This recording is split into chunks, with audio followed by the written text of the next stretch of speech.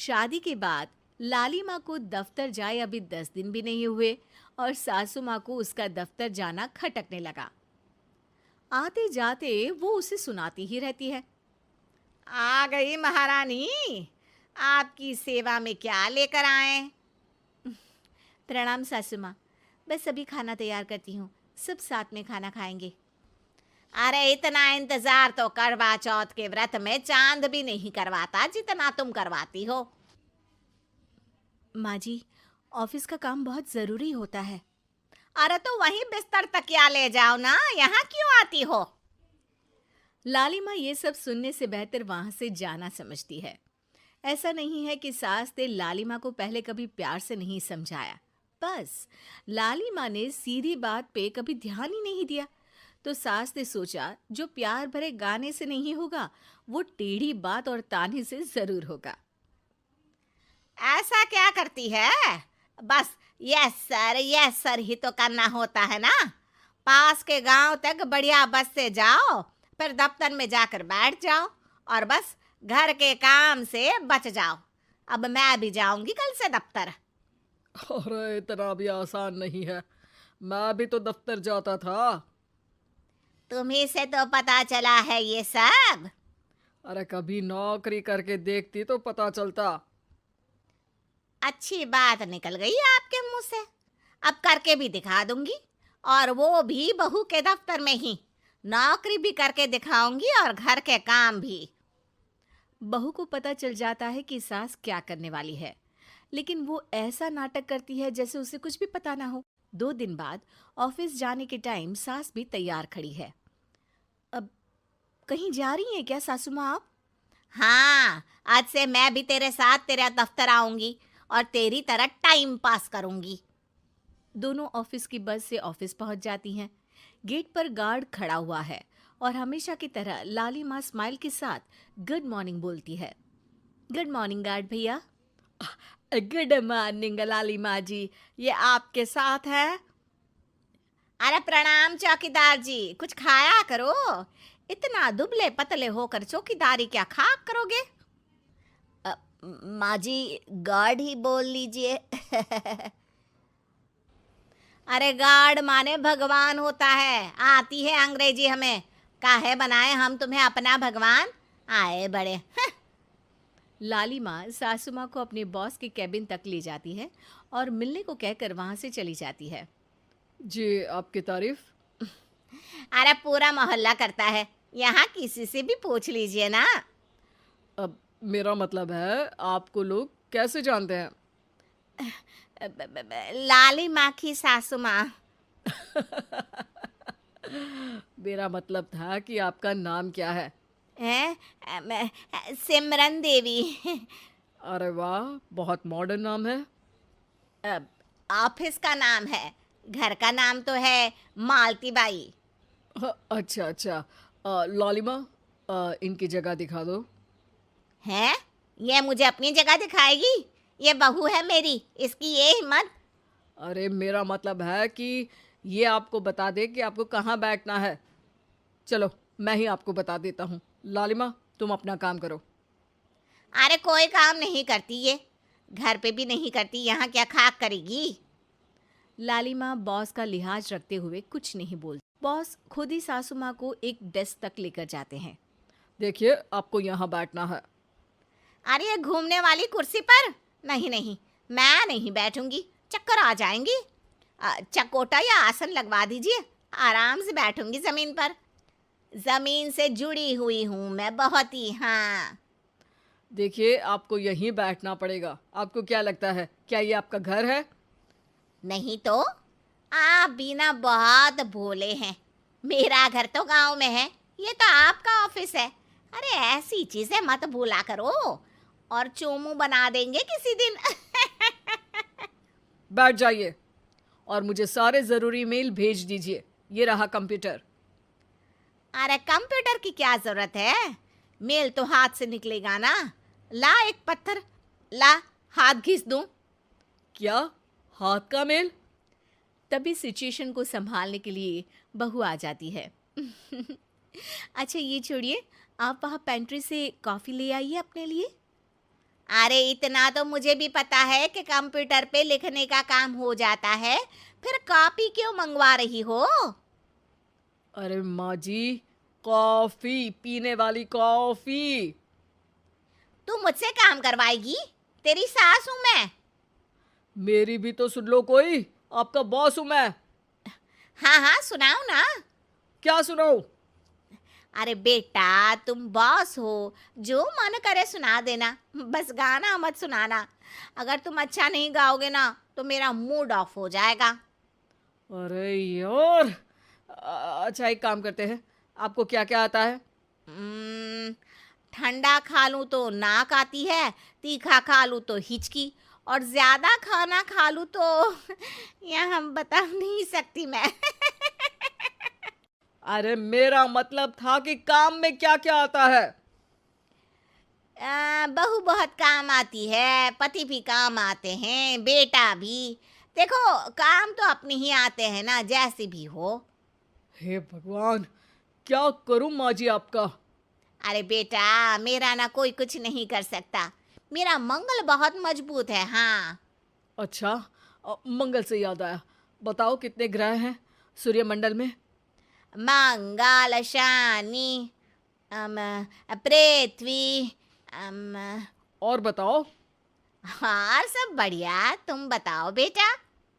Boss वहाँ से परेशान होके चले जाते हैं। लंच के बाद कॉन्फ्रेंस हॉल में एक मीटिंग हो रही है जिसमें कई सारे लोग हैं। किसी को कोई आइडिया भी है कि क्या हो रहा है? हाँ हाँ, वो चौकीदार काम छोड़ के बिल्ली के साथ खेल रहा है। वो सुकड़ी मैम ना दिन भर से बगल वाले लड़के से खुसुर पुसुर कर रही है, और आपके कैबिन से आवाज आ रही है जिसमें आपको कोई गाली बक। बस बस, वो मेरे हेड है। मेरा मतलब था कि मार्केट में क्या हो रहा है। अरे बाहर तो हल्की धूप निकली हुई है, ट्रैफिक वैसे बहुत ज्यादा है। आपको कहीं जाना तो नहीं ना? शाम को ही निकलना। हाँ अम्मा जी थोड़ी देर चुप रहिए, हम काम की बात कर रहे हैं। ओके बेटा, बूढ़े लोगों की सुनता ही कौन है भला इस जमाने में। तू भी चुप कर ले, जिस दिन तू बूढ़ा होगा ना पता चलेगा। माँ जी प्लीज। ठीक है ठीक है, देखो मुंह पे उंगली रख लेती हूँ बस। गाइस, कोई नया आइडिया लाना होगा। लास्ट मंथ हमारे प्रोडक्ट ने अच्छा परफॉर्म नहीं किया है मार्केट में। अब सॉरी सर। लालिमा, तुम कुछ प्रेजेंट करने वाली थी ना? लालिमा खड़ी होके अंग्रेजी में प्रेजेंटेशन देने लगती है। प्रेजेंटेशन के बाद तालियां बजती है। बहू सास के बगल में आकर बैठ जाती है। ये इतना सब तूने कब किया बहू? और अंग्रेजी तो पटर पटर पटर बोल रही थी तू। रात को बर्तन साफ करके इसी में ही लगी रहती हूँ। रात को जाग के व्हाट्सएप नहीं चलाती रहती हूँ माँ जी। ऑफिस खत्म होते होते बॉस लालिमा और सासू माँ को कैबिन में बुलाते हैं। वेल डन लालिमा, गुड जॉब। नीलिमा की सासू माँ जी, आपकी बहू बहुत टैलेंटेड है, पूरी मेहनत से काम करती हैं। सो तो है। कैसा लगा हमारा ऑफिस आपको सासू माँ? ऑफिस तो अच्छा है, पर मुझे समझ नहीं आया। हम ऐसे बिना इंटरव्यू किसी को दफ्तर में काम नहीं करने देते, पर लालिमा के कहने पर हमने आपको इज्जत दी ताकि आप भी यहाँ आकर देख सके कि दफ्तर में टाइम पास नहीं बल्कि बाकी सब लोग काम करते हैं। आपको तो खुश होना चाहिए कि इतनी होनहार बहू मिली है आपको। घर और दफ्तर दोनों अच्छे से संभाल रही है। समझ गई। हाँ अब सॉरी यहीं बोल दूं कि मेल डालना पड़ेगा? लालिमा, बॉस और सासू माँ तीनों हंसने लगते हैं और सासू माँ को बहू रानी के काम की अहमियत। गूंगी बहू, अंधी सास। एक परिवार में 5 लोग थे। ओम प्रकाश, उनकी पत्नी सुमित्रा, बहू भावना, बेटा राहुल और एक थी उनकी बेटी प्रियंका। वैसे तो ओम प्रकाश और सुमित्रा के घर में सब कुछ ठीक ठाक था, लेकिन सुमित्रा की एक आदत थी। घर में कुछ भी गलत या सही हो तो वो किसी से कुछ नहीं कहती, और भावना स्वभाव की इतनी सीधी सादी थी कि अगर कोई उसके साथ गलत भी करता तो भी वो उसे कुछ नहीं कह पाती। इसी के चलते प्रियंका और राहुल घर में मनमानी चलाते रहते, क्योंकि घर को संभालने वाली औरतें इस तरह से रहती थी जैसे वो गूंगी और अंधी हो। माँ, मैं अपनी सहेलियों के साथ पिकनिक पर जा रही हूँ ठीक है बेटा, चली जाओ। और मुझे आने में रात हो जाएगी, देर से ही आऊंगी मैं। अच्छा, कोई बात नहीं बेटा। अरे भावना, तुमको एक बार में समझ में नहीं आता क्या? नाश्ते में फिर से पराठे बना के रख दिए। कितनी बार तुमसे कहा है कि मेरे लिए ढंग का नाश्ता बनाया करो। ठीक है जी, आगे से ध्यान रखूंगी। अरे ये बहू से किस तरह से बात कर रहे हो तुम राहुल? अरे तो और क्या करूं पापा, इसको कही बात एक बार में समझ में ही नहीं आती। सुमित्रा, तुम अपने बेटे को समझाती क्यों नहीं? बहू से बात करने का ये क्या तरीका है? अरे जिसकी जैसी मर्जी आए करो, मुझे क्या। भावना बेटा, तुम भी तो कभी कुछ कहा करो। इस तरह क्यों सबकी बातें सुनती रहती हो? कोई बात नहीं पापा जी, सब ठीक है। रात को काफी देर तक प्रियंका घर नहीं आती और जब वापस लौट कर आती है तो एक लड़की के साथ बाइक पर बैठकर सुमित्रा और भावना दोनों ही प्रियंका को लड़की के साथ देख लेते हैं। आज तो जोर से डांट पड़ने वाली है, लेकिन मैं डर क्यों रही हूँ? माँ तो सब कुछ देखकर भी अंधी बनी रहती है। और रही बात भाभी की, वो किसी को कुछ नहीं बताने वाली। कहने को भगवान ने आवाज दी है, लेकिन गूंगी है गूंगी। अरे प्रियंका बेटा, इतनी रात को कॉलेज से लौट कर आ रही हो? कहाँ गई थी तुम? पापा, वो सहेली के घर पर थी, पढ़ाई करने के लिए रुक गई थी। अच्छा, ठीक है, जाओ अपने कमरे में जाओ और सो जाओ।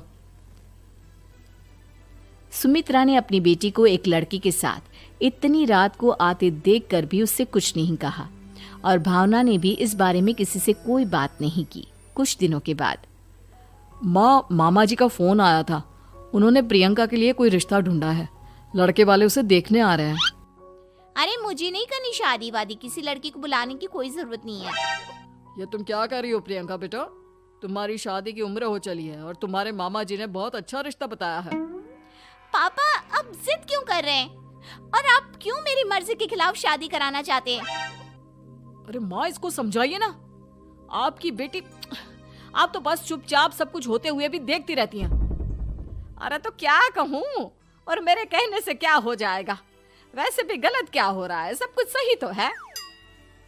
भावना बहू, देखो तो प्रियंका हमारी बात नहीं समझेगी, लेकिन वो तुम्हारी हम उम्र है। क्या पता तुम्हारे कहने से उसे कुछ समझ में आ जाए। नहीं पापा जी, मेरे कहने से कुछ नहीं होगा। मैं प्रियंका को कैसे समझा सकती हूँ? वो ननद है मेरी, कहीं मेरी किसी बात का बुरा मान गई तो? सुमित्रा और भावना में से कोई भी प्रियंका को कुछ नहीं समझाता। इस बात से राहुल और ओम प्रकाश जी दोनों ही परेशान हो जाते हैं। और फिर जब लड़का प्रियंका को देखने के लिए आता है, मुझे आपकी बेटी बहुत पसंद है, मैं उसके साथ शादी करने के लिए तैयार हूँ। देखो, मुझे तुमसे शादी नहीं करनी, और ये बात जितनी जल्दी समझ में आ जाए अच्छा रहेगा। अरे तो फिर आप लोगों ने मुझे यहाँ बुलाया ही क्यों? माफ कर दो बेटा, वो हमारी बेटी जरा गुस्से में है। हम उसे समझाने की कोशिश करते हैं। हाँ, देखिए आप नाराज मत होइए, वो तो उसने बस ऐसे ही कह दिया होगा। अरे कोई ऐसे ही कुछ कहता है क्या? और ये आपकी पत्नी और माँ, ये दोनों इस तरह चुपचाप क्यों बैठे हैं, जैसे इस घर के मेंबर ही ना हो? आपके घर में सब कुछ ठीक तो है ना? अरे सब कुछ ठीक है बेटा। सुमित्रा, समझाओ ना अपनी बेटी को। अरे क्या समझाऊं, क्या होगा समझाने से? सब ठीक ही तो हो रहा है, गलत क्या हो रहा है? भावना, प्रियंका को अंदर लेकर जाओ और उससे समझाओ कि कितना अच्छा रिश्ता है। इतना अच्छा लड़का है, इस तरह से बिहेव ना करे। नहीं जी, मैं किसी से कुछ नहीं कह सकती जी। अरे अजीब परिवार है, मुझे तो यहाँ से निकलना पड़ेगा। इस तरह से तो आपकी बेटी की शादी किसी से नहीं हो सकती। जिसके घर की औरतें गूंगी और अंधी बनकर बैठ जाए, उस घर का कुछ नहीं हो सकता। ओम प्रकाश और राहुल सुमित्रा और भावना की हरकतों की वजह से बहुत परेशान हो जाते हैं।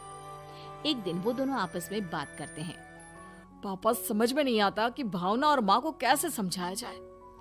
सही कहते हो बेटा, तुम और मैं काम के सिलसिले में सारा दिन घर के बाहर रहते हैं और घर की दोनों औरतें जिन्हें सारा घर संभालना चाहिए, गूंगी और अंधी बनकर बैठी हैं। पापा, आप ही बताइए इसका क्या उपाय है? मेरी तो कुछ समझ में नहीं आता बेटा, लेकिन हमें कुछ तो करना पड़ेगा, क्योंकि इन सब की वजह से प्रियंका बहुत ज्यादा बिगड़ती जा रही है। तुमने देखा उसने किस तरह से बिहेव किया था। अरे लेकिन पापा हम करेंगे क्या? हमें एक नाटक करना होगा। कुछ दिनों के लिए हम भी गूंगे और बहरे बन जाते हैं, उसके बाद इन दोनों औरतों को अकल आएगी। हाँ पापा, शायद आपकी बात ठीक है। हम दोनों हर बार बात को संभाल लेते हैं और इसी वजह से माँ और भावना कुछ भी करने की कोशिश ही नहीं करते। और फिर अगले दिन। भावना, नाश्ते में क्या बनाया है? जी पराठे बनाए हैं। मेरे लिए पोहा बना दो। अच्छा जी ठीक है, अभी बना देती हूँ जी। बहू, नाश्ते में क्या बनाया है? पापा जी पराठे हैं और पोहे बन रहे हैं। अरे बहू, मुझे तो उपमा खाने का मन था, मेरे लिए उपमा बना दो। ठीक है पापा जी, अभी बना देती हूँ। भाभी जल्दी से जरा मेरा कॉलेज का टिफिन तो पैक कर देना। और सुनो, मुझे ना भिंडी की सब्जी खाने का मन है। सुमित्रा चुपचाप बैठी बैठी सब कुछ देख रही थी। उसने किसी से कुछ भी नहीं कहा और ये देखकर भावना को मन ही मन गुस्सा आ रहा था, लेकिन वो किसी से कुछ नहीं कह रही थी। उसे लग रहा था कि ओम प्रकाश जी, जो हमेशा उसकी साइड लेते थे, वो भी आज चुपचाप बैठे हुए थे। शाम के वक्त प्रियंका अपने बहुत सारे दोस्तों को लेकर घर आती है और उधर दूसरी तरफ से राहुल भी अपने ऑफिस के दोस्तों को लेकर घर आ जाता है। प्रियंका अपने कमरे में तेज म्यूजिक चलाकर डांस करती है और राहुल अपने दोस्तों के साथ बैठकर जोर जोर से हंस रहा था। प्रियंका और राहुल मिलकर पूरे घर को अस्त व्यस्त कर देते हैं, लेकिन भावना उनसे कोई शिकायत नहीं करती और सुमित्रा जी भी चुपचाप बैठी रहती है। लेकिन भावना और सुमित्रा के अंदर का गुस्सा धीरे धीरे बढ़ रहा था।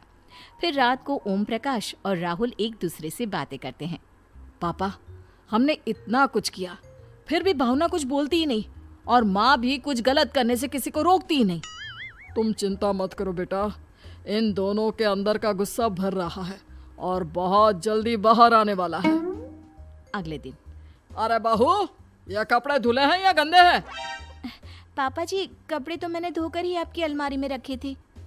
मुझे तो साफ नहीं लग रहे, एक बार और धो देना। प्रियंका, मैं सोच रहा था कि तुम्हें उस लड़के से शादी नहीं करनी है ना, मत करो। एक काम करो, वैसे भी क्या रखा है शादी वादी में, तुम्हें जो लड़का पसंद है उसके साथ जाकर कोर्ट मैरिज कर लो। इस बार ओम प्रकाश और राहुल की बात सुनकर भावना और सुमित्रा के अंदर का गुस्सा जाग उठता है। मैं किसी से कुछ कहती नहीं जी, इसका मतलब ये है कि आप लोग मुझे परेशान करते ही रहेंगे।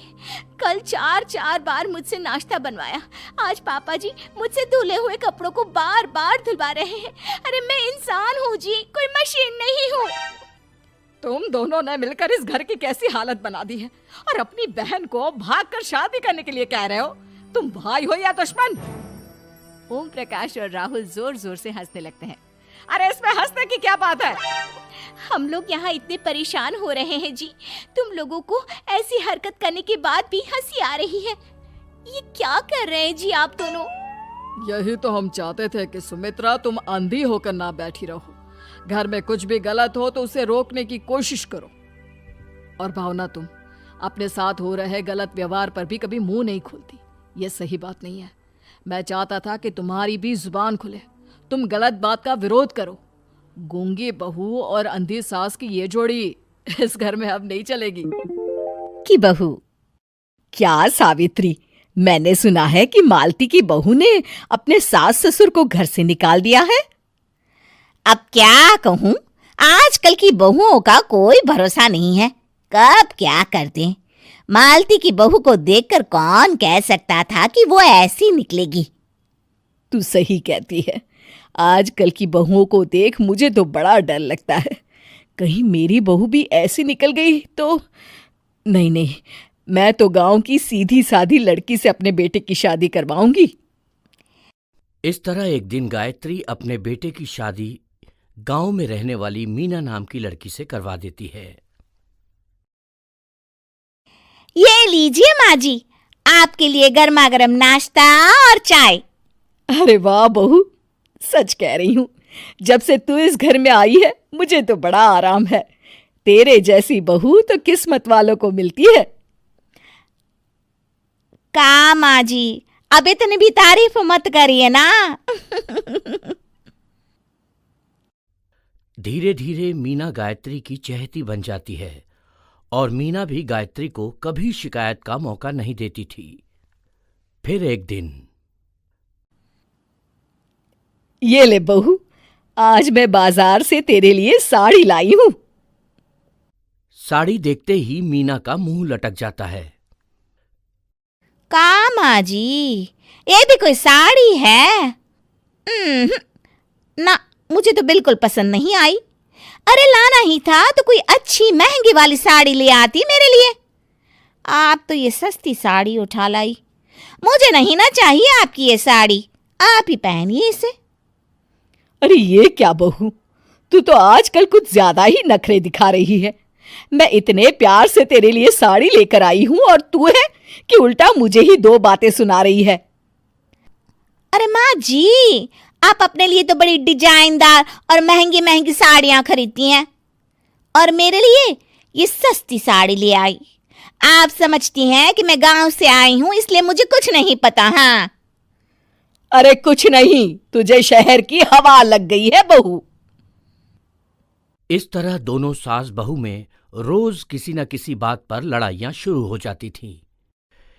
एक दिन गायत्री अपनी कुछ सहेलियों को अपने घर चाय पर बुलाती है। अरे बहू, मेरी सहेलियों के लिए बढ़िया चाय नाश्ता तो बना दे। अरे माँ जी, अभी ना मेरे पास बिल्कुल भी समय नहीं है। मुझे ब्यूटी पार्लर जाना है। चाय नाश्ता आप ही बना लीजिए। हाँ, तू कब से ब्यूटी पार्लर जाने लगी है? शहर आए 2 दिन नहीं हुए और देखो महारानी के नखरे शुरू हो गए। बस भी करिए माँ जी, आपसे बहस करने के लिए मेरे पास ना बिल्कुल टाइम नहीं है। आपका क्या है, आप समझती हैं कि मैं गांव से आई हूं तो मुझे कुछ नहीं आता और आप जो रोज रोज मुझसे मेहमान नवाजी करवाती रहती हैं नौकरानी की तरह। मीना के कमरे में जाते ही, अरे ये क्या गायत्री, तू तो अपनी बहू की बड़ी तारीफ कर रही थी, लेकिन ये तो तुझे कुछ समझती ही नहीं। भाई मुझे तो लग रहा था कि तेरी बहू गांव की है तो सीधी सादी होगी, लेकिन इसने तो शहरी बहुओं को भी मात कर दिया। हाँ। अपनी सहेलियों के सामने अपनी बेइज्जती होते देख गायत्री आग बबूला हो जाती है। अरे क्या शहर और क्या गांव, मेरी तो किस्मत ही फूटी थी जो मैं इसे बहू बना के ले आई। भगवान जाने आगे और क्या क्या करेगी। अब तो मुझे कुछ ठीक नहीं लगता। तू जरा संभल के रहना, कहीं मालती की तरह तेरा भी हाल बेहाल ना हो जाए। अच्छा, अब हम चलते हैं। अपनी सहेली की बातें सुनकर गायत्री थोड़ी घबरा जाती है। अरे ये सुशीला क्या बोलकर चली गई, कहीं इसकी बात सच ना निकल जाए। दूसरी तरफ मीना सारी बातें सुन लेती है। अगले दिन से गायत्री अपनी बहू से कोई काम करवाने से पहले 10 बार सोचती थी। ज्यादातर काम वो खुद ही कर लेती थी। अचानक अपनी सास में आए इस बदलाव को देख मीना, लाइए ना माँ जी, मैं कर देती हूँ ना काम।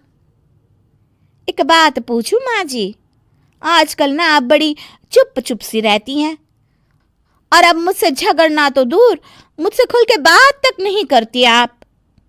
कुछ नहीं बहू, ऐसे ही। मीना अपनी सास की मंशा भांप जाती है और मुस्कुराते हुए कहती है, अरे माँ जी, चिंता मत करिए, मैं आपको घर से नहीं ना निकालने वाली। ये डर आप अपने मन से निकाल दीजिए। अरे छोटे मोटे झगड़े तो हर घर में होते रहते हैं, चाहे कुछ भी हो जाए, आप मेरी सासू माँ हो। मैं तो जिंदगी भर आपकी सेवा करूंगी माँ जी। अपनी बहू की बातें सुन गायत्री को एक प्रकार का संतोष होता है और उसकी सारी चिंताएं दूर हो जाती है। गायत्री अपनी बहू को गले लगा लेती है। मुझे माफ कर दे बहू, मैं तुझे गलत समझ बैठी थी। कोई बात नहीं माँ जी, ये ना घर घर की कहानी है। हाँ। फूलमती काकी, अंजलि दीदी के लिए शहर से फोन आया है, जल्दी से भेजो दुकान पे, नहीं तो फोन कट जाएगा। हाँ हाँ बेटा, अभी भेजती हूँ। अंजलि बेटा, तेरे लिए शहर से फोन है, सब काम छोड़ के जल्दी जाके सुन ले, नहीं तो फोन कट जाएगा। हाँ माँ, अभी जाती हूँ, जरूर मीनाक्षी दीदी का फोन आया होगा। हाय अंजलि। नमस्ते दीदी, मेरा मतलब हाय, कैसी हो आप? यहाँ तो सब ठीक है। मामा मामी कैसे हैं? तू कैसी है? मेरे तो एग्जाम्स होने वाले हैं, हर रोज कॉलेज जाना पड़ता है, lectures, extra classes, private coaching. ओ मैं तो इतना थक जाती हूँ, क्या बताऊँ। आपकी कॉलेज वाली बहन जी आपको इतना पढ़ाती हैं, तो घर कब जाती हैं आप दीदी? अरे नहीं नहीं, ये सब सिर्फ मेरी प्रोफेसर नहीं पढ़ाती, मैं अलग से दूसरे टीचर्स के पास भी पढ़ने जाती हूँ। दीदी फिर तो आप बहुत थक जाती होगी ना, आप ना पैदल मत जाया करो, टांगा ले लिया करो दीदी। नहीं मेरी भोली बहन, ना मैं पैदल जाती हूँ, ना ही यहाँ टांगा मिलता है, मैं बस से जाती हूँ और थोड़ी दूरी के लिए रिक्शा ले लेती हूँ। सच्ची? वहाँ पर टांगे नहीं, बस चलती है? वाह, वो भी हर रोज? हमारे गांव में भी बस आती है, दिन में 2 बार। यही तो खास बात है शहर की, यहाँ बसें पूरा दिन दौड़ती हैं सड़कों पर, और सिर्फ बसें ही नहीं, कार, स्कूटर और ट्रक भी, और तो और थोड़ी दूरी पर तो हवाई जहाज भी है, जहाँ से हवाई जहाज आसमान में उड़ते हैं। अच्छा दीदी, मैं फोन रखती हूँ, बुआ जी फूफा जी को मेरा नमस्ते कहना। हाँ माँ, हम लोग शहर में क्यों नहीं रहते? बुआ जी, फूफा जी और मीनाक्षी दीदी तो शहर में ही रहते हैं। अरे क्योंकि तेरे बुआ जी की शादी शहर में हुई थी, इसलिए बेटा। शादी से पहले वो भी तेरे पापा और दादा दादी के साथ गांव में ही रहती थी। तो फिर माँ, मुझे शहर भेज दो ना, मैं भी शहर देखना चाहती हूँ। इतनी बार मीनाक्षी दीदी से शहर के बारे में सुन चुकी हूँ, अब मैं भी वहाँ जाकर देखना चाहती हूँ। बस आप मुझे शहर भेज दो।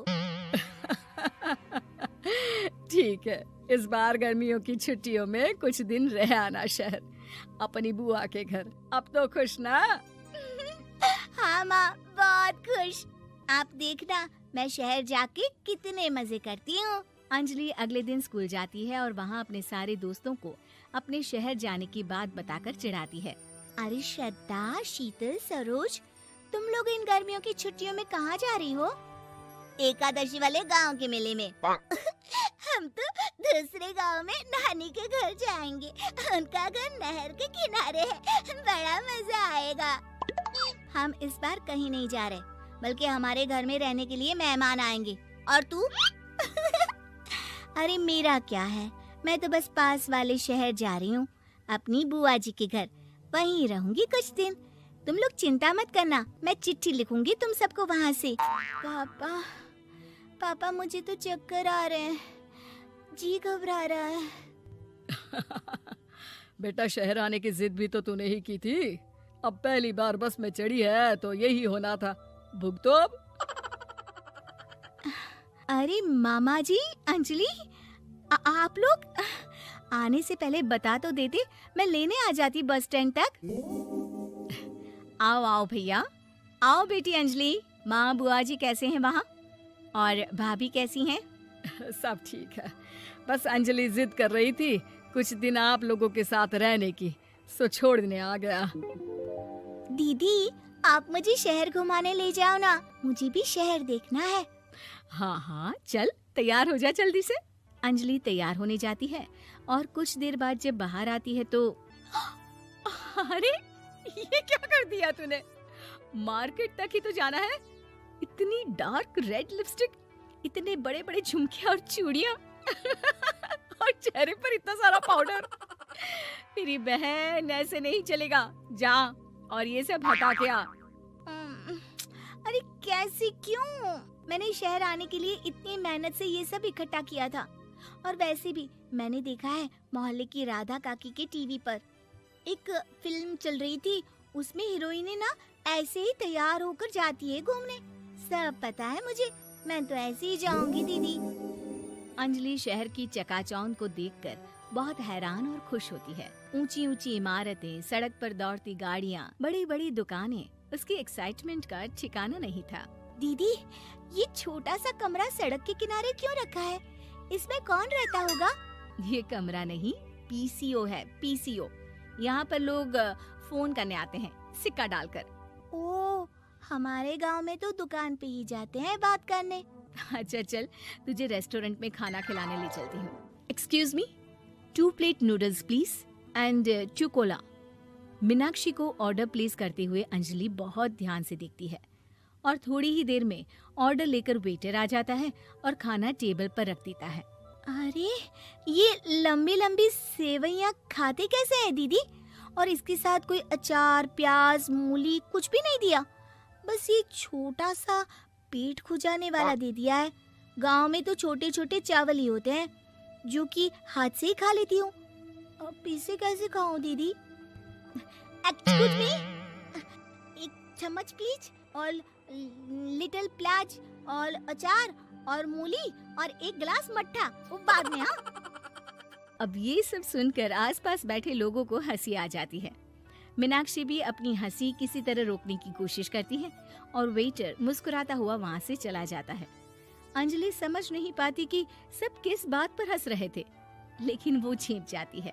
दीदी, मुझे लगता है कि मुझे इन सेवइयों को ऐसे ही खा लेना चाहिए, इसी पेट खुजाने वाले कांटे के साथ। एक काम कर, तू मुझे खाते देख, जैसे मैं खाऊं तो भी वैसे ही खा ले। ठीक है दीदी। अंजलि खाते खाते नूडल्स में सिरका ज्यादा डाल देती है, फिर ऊपर से नमक दानी से खेलते हुए काफी नमक भी अनजाने में छिड़क लेती है। अरे, ये क्या क्या खा लिया? अरे हाय हाय, कितना कड़वा है। पानी, पानी, ये काला शरबत ही पी लेती हूँ। और जल्दबाजी में अंजलि जल्दी जल्दी कोला पी लेती है, जिससे उसके नाक में झंझनाहट होती है। दीदी, मुझे ले चलो यहाँ से। मैं ये सब शहरी खाना नहीं खा सकती। अब शर्म के मारे मीनाक्षी अपनी बहन को वापस घर ले जाती है और कहती है कि देख अंजलि, माना कि शहर और गांव एक दूसरे से बहुत अलग है, लेकिन इसका मतलब ये नहीं कि हमेशा शहर ही बेहतर हो और उस वजह से हमें वो सब करना पड़े जो हम नहीं कर सकते। शहर में सहूलतें तो हैं ही, पर चुनौतियां भी हैं। हम जहाँ भी रहें, हमें कभी अपने आप को कम या ज्यादा नहीं समझना चाहिए। और किसी भी नई जगह में ढलने में समय लगता है, उसके लिए तुम्हें दूसरों की नकल करने की कोई जरूरत नहीं है। बेटा, घूम लिया शहर या अभी और घूमना है? नहीं पापा, मैं अपनी गलती समझ गई हूँ। आप गांव ही ले चलिए